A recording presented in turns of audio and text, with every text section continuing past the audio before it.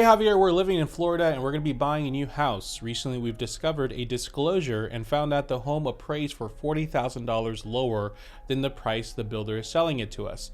Would you be able to consult us and negotiate with our builder in lowering the sales price to match the appraised value? Now, unfortunately, once you're under contract, you can't really have someone step in, right? Usually this is why you need to hire someone beforehand. What we're gonna do today is we're gonna get this email and we're gonna use it as a learning lesson, not only for them, but for anybody who's potentially buying a house in the near future and maybe aren't aware of how severe appraisals are and for a transaction, because they really are what make or break. Like, everything could be going great until the appraisal comes and it completely shatter everything, especially with prices adjusting rapidly in the near future. This is something that you should really be aware of. So first and foremost, what is an appraisal? An appraisal is the bank's opinion of value. Really broken down at the simplest format, that's all it really is. Because there's 4 different points of a real estate transaction where value is determined.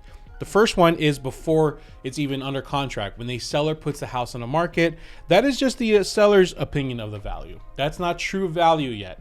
They think it's worth X amount of dollars, and they could be an educated guess, but actually it's not true value yet. And we should never be using a listing as a good indication of what value is, because the seller could put their house on the market for absolutely anything.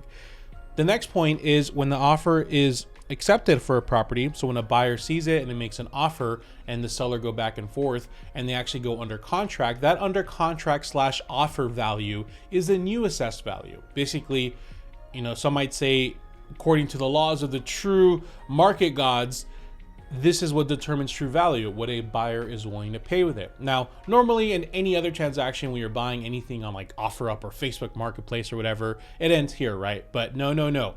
The bank is the one lending the money. They're the one that has the most power if you really think about it, because they're the one that's coming in with all hundreds of thousands of dollars that they're going to loan you. So because of that, there is this appraisal that has to get done on the property. And the appraisal is usually hired out by the bank. They have a third-party management company to make sure that they're not directly involved. And the appraisal goes out to verify the actual value. We're going to talk a little bit later how they actually work. Here's the thing. Because the bank is the most powerful party in the transaction, a lot of times, there's actually an appraisal contingency and meaning that if the house doesn't appraise, it usually is a stop in the transaction and things have to get figured out. The appraisal price is the third time that a house is valued, because basically this will determine if the bank agrees with your offer price or not. And if there's any negotiations that happen afterward because the appraisal comes in lower or higher or whatever, then usually the last determination of value is the close price. The house that basically the price that it closes and is officially on record. Now, what determines true value?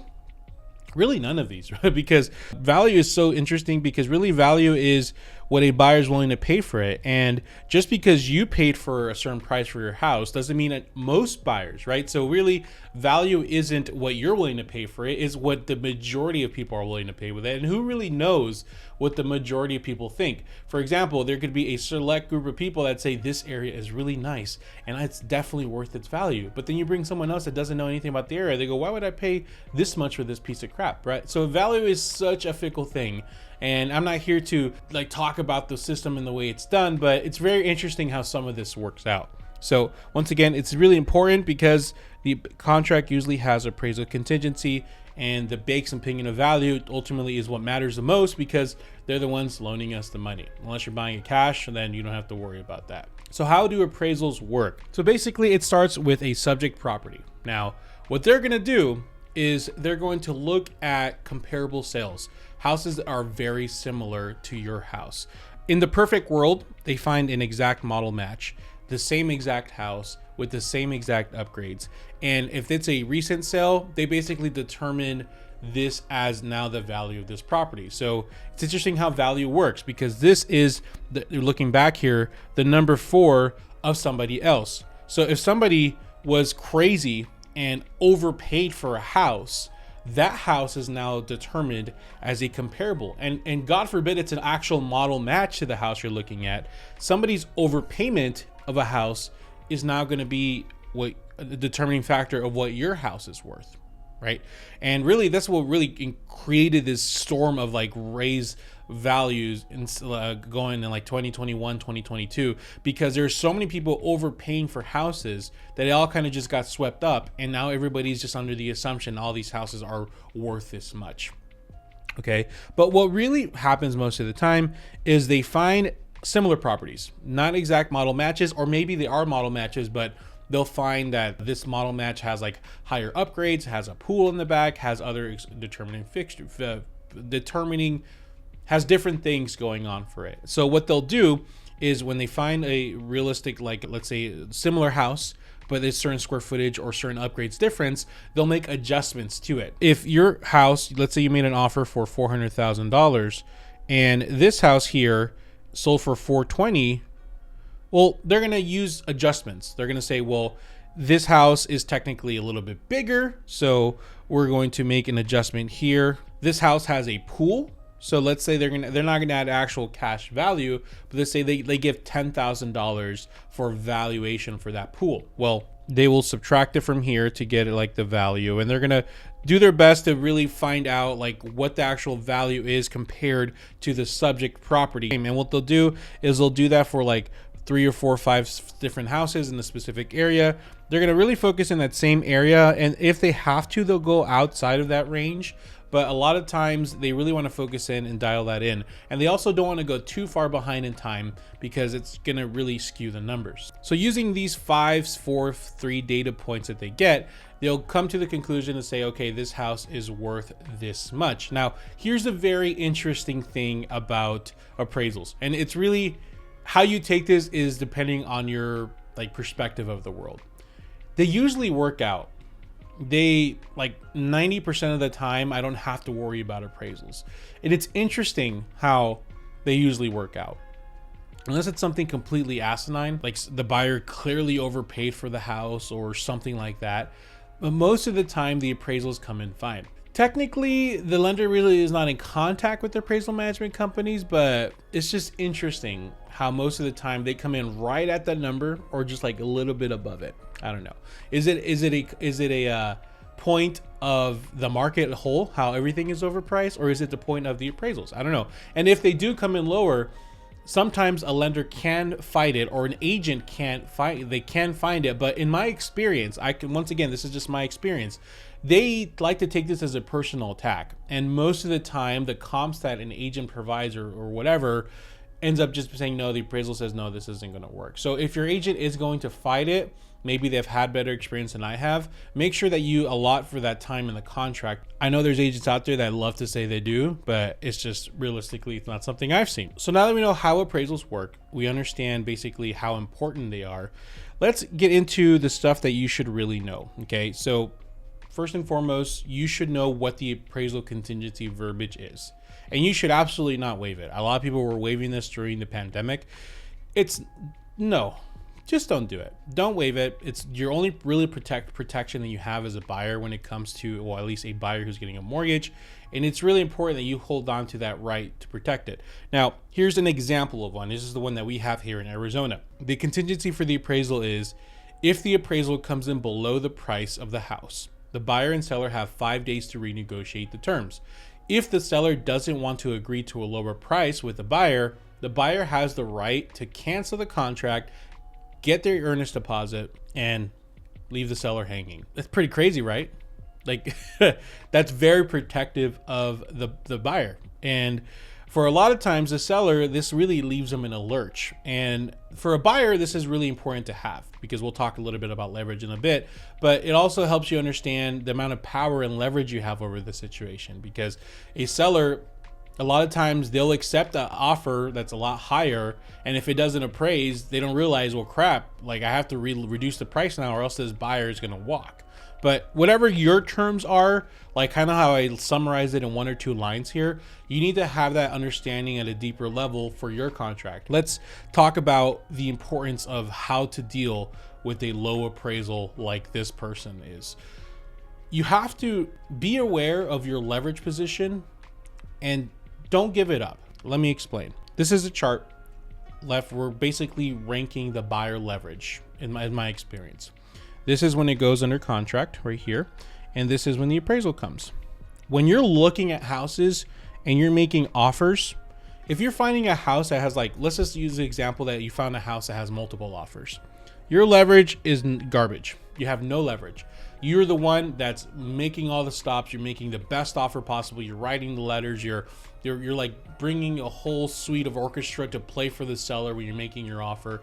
You have no leverage, and you're doing everything in your power to get your offer accepted. Now, this could be different. Like if you're like a house that's been 60 days in the market and they have no current offers on the table, then there's that. It could be a little higher, but most of the time, in the beginning of the transaction or before its offer is accepted, you have no leverage. Usually as the transaction goes on, you get more leverage, because like the first 5 to 10 days when you're doing your inspection, you don't have as much leverage as you think, because the seller's not really like holding their breath that you're actually going to fulfill everything yet. They're going to kind of like for the first like inspection period just be like, I don't know, let's see if this buyer is actually legit.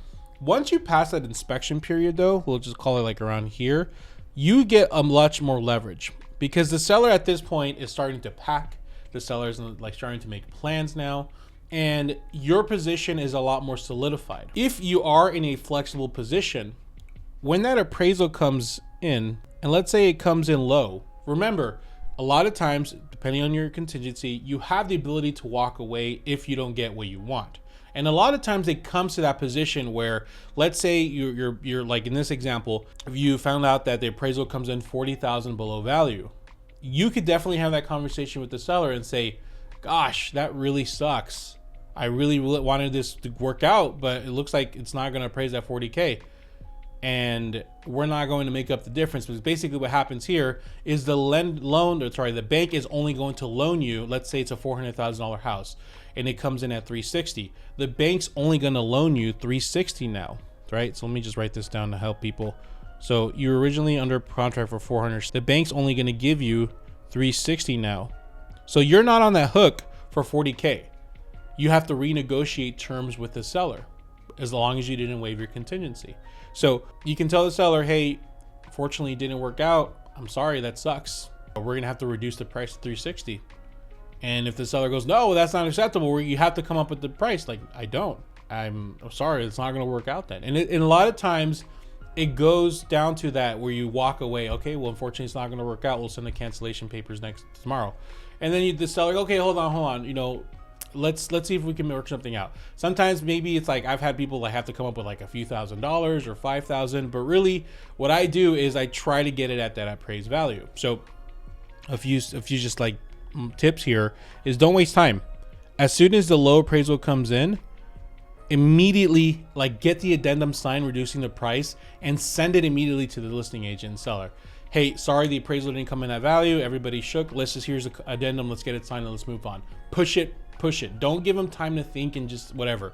Here it is. It came in low, whatever. Let's move on. And it could get to that point where you have to cancel. Then it is what it is. The seller thinks it was worth way more than it actually was worth, and it's not going to work out. But here is the problem that most buyers get themselves in. They are in a great position, leverage-wise. They get a lot of leverage during the inspection, but then they schedule their movers. Then they let their landlord they let them loan the leases up in like 15, 30 days. And what that does, my friends, is it completely caps your leverage position, because now you're depending on this house closing on time as much as the seller is. And when you do that, you lose your power. Okay. Now I get what I'm saying. How are you expecting me to not schedule movers like a week or like a few days after I close, right? I get it. It's hard to do all that, but having a month and a half gap after you close is beneficial to you, not only because you get to do things a lot more less stress, but you have the ability to keep your leverage. Because if you hold on to that leverage position, you're in a much stronger position to negotiate. Now, let's say if it's not as an extreme situation as this, but let's say if it was even $10,000 or $20,000 and the appraisal comes in low and like, oh gosh, you can't just say, oh gosh, it's not going to work out. I guess we're going to have to walk. Or would you like, let's reduce the price? If they go, yeah, the seller could say, yeah, I guess we are going to have to walk. I'll just have to put it back on the market. So now they're like, crap. You're like, I got movers scheduled like in 2 weeks. My lease is up in 2 weeks. I have to make this work. Fine, I'll pay the $10,000. Hopefully you can maybe you're not that bad. Hopefully you like meet in the middle somewhere. You pay 5,000 or something. I don't know. But see what I mean? It's a sin to lose your leverage during the escrow. It's an even greater sin to let the seller know, or the listing agent know, or having your buyer's agent let them know what the situation is. Because if you let an agent like me find that out, oh boy, I will like, if I was the seller and I found out that you already scheduled your movers and you have a lease that comes up in 2 weeks and the appraisal came in low, man, that really sucks. We're gonna have to put it back on the market. Like, I'm not gonna know. And you know, my seller might freak out, like, hold on, like, just trust me. I feel like they need this. When they find out that you need the house more than they do, you lost your leverage, my friend. And you're even lower here, especially if you get an agent like me on the other side, or vice versa if I'm on the buyer side and the seller side. I've been in situations like that too, where the seller is like depending on us to like, there was a situation where we were the buyer and they were buying another house in another state or somewhere. And every time I talked to them, they would give me this sob story about, oh my gosh, we're moving. It's so hard. It's so hard. And I was like, okay, well, you know, but the appraisal came in low and it was like 20, 30K low. And they came in, buyers were freaking out. And I said, don't even worry about it. Let me handle this. Go to them. Hey, we're going to have to cancel. Unfortunately, appraisal came in 30K. I know that your guys' bottom line was pretty tight in all the sob stories you told me. So we're gonna have to just, you know, move on. That's fine. You know, I'm sorry it didn't work out. I knew that their house was closing in 2 weeks, and because they told me their sob stories and how tight the deadline is. I'm like, whoa, hold on. Like, okay, would you guys come up with like 5 or 10 or something? And like, no, like, things are really tight here. Now my buyer did have that, but I was like, I'm not gonna give up. And they reduced the price, no problem.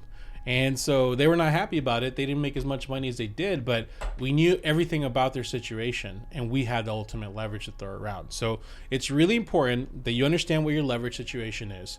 You don't get rid of it and you use it. And sometimes you get a situation where both the buyer, like, nothing is the worst for me than a seller that doesn't have to sell. And they just continue to remind me, and if I'm on the buyer side, the listing agent says, yeah, you know, they don't care. They're just going to put it back on the market. These sellers are the worst, because I've had people that are literally at the closing table and they're like, if this doesn't work out, we're just going to put it back on the market. We don't have to sell. Those are the hardest to deal with, because they literally like have ultimate leverage. They don't have to sell. They don't want to. They're just doing it just because for fun. I don't know. So if you could put yourself in a position like that, where you're like, yeah, we have plenty of time. If this house doesn't work out, we can just go find another one. No big deal. And not get emotionally attached, because when emotions come in, you also lose your leverage and your leverage position stays low. That's how you handle appraisal issues. Now, this is really counterintuitive to someone who's emailing me already in that situation. I get it. If you're already in a position where you are finding yourself low leverage, try to get some of that leverage back. Even if it, like, sometimes there's something, or I do with like, it's fall leverage, where I know my client is like in a tough spot and we already scheduled stuff, but just like, hey, let's just kind of play it by ear and let's just say, well, this isn't gonna work out, we're gonna have to cancel. But then if I start getting an indication that they're going for, okay, fine, we'll cancel, then I'll hold on, we'll pull it back. And sometimes that fall leverage, like almost like a, what's it called in poker? Your bluff sometimes pays off and it works out greatly. So if you're in that position where if it is what it is, if you already found yourself in a low leverage position, then just do your best to get out of there as scot-free. If you have to do a few bluffs here and there, that's fine.